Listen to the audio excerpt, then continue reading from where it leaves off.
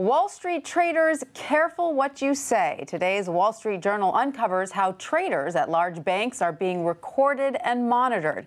That surveillance has grown to include emails, chat rooms, and now even telephone conversations. Here with more details is WSJ reporter Emily Glazer. Emily, thanks so much for being with us. Thanks for having me. What are the legal requirements large banks now face in terms of recording phone conversations? It's pretty complicated, but after Dodd-Frank, the massive financial regulation passed in 2010, the regulators wanted banks to really be able to reconstruct trades. And over the past couple of months, that includes anything from text to email and now audio recordings to make sure they understand the full scope of how a trade happened. So how pervasive is this? Is every single phone conversation being recorded? Pervasive is a good word to describe it. I would say every bank differs. Most banks now audio record all their traders. They've been doing that for quite some time. The difference, especially these days, is the analysis. So some are looking in real time at what their traders are saying.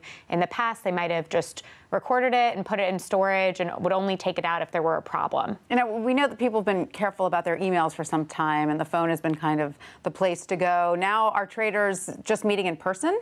One person described it to me as Mafia Style. So if you have anything important to say, go to someone in person. Obviously, that's taking it to one extreme. Right. But I think the traders are realizing that there is no safe haven anymore and that their conversations are not just being recorded, but they're being analyzed. And there's someone from compliance that might come up to them if a word that might be, suspicious is said, or if there wasn't enough disclosures in the way that they talk to clients. And it seems that traders are sort of part of this subculture with its own lingo and slang. We're going to go through a few of those words, Emily. Let's see if you can help us out.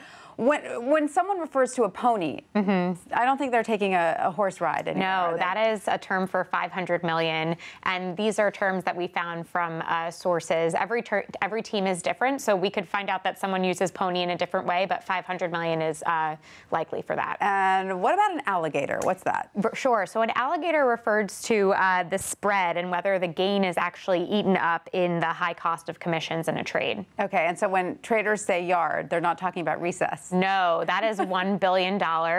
In many cases, gorilla is also a term used for that, too. And when someone says to put pants on it, I'm assuming it's not a fashion phrase. Yeah, that's the request for a trader to elaborate on someone's intentions for their trade. Very interesting. So is there sort of a dictionary being kept by regulators of all of these terms? I'm sure it grows daily. Exactly. So NASDAQ does have a dictionary, and that is where we found a number of definitions for these terms and had heard from traders as well. But what we're hearing is that the banks are constantly updating their lexicon of terms depending on what their traders are using, and it differs regionally. And it sounds very creative. It sounds like they're constantly coming up with new ones as well. So if anyone out there wants to test their own knowledge of trader lingo, you can go to WSJ.com. There's a quiz there for you. Emily, thank you so much for that. Thank you.